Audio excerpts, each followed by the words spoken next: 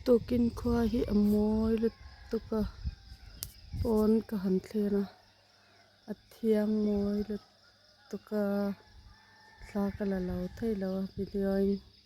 kan la ringa tani hi kan pen mawi lutuk ni chhuak tor hi aron nal em ya chuwangin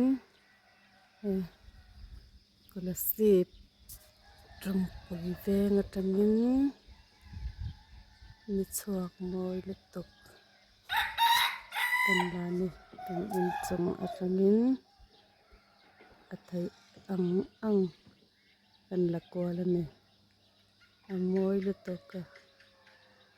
in mu vea ka ita athiang nen lutuk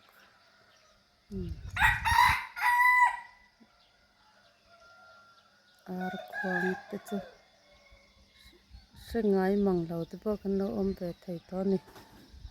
chuwangin in lo hmuai lo hriat ve nan te mawi a sin hi mawi ni tawp mai ni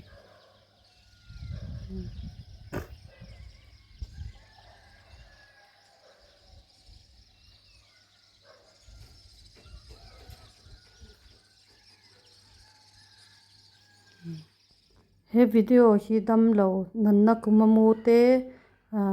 pon khoi ve thei lo te tan ka hla ne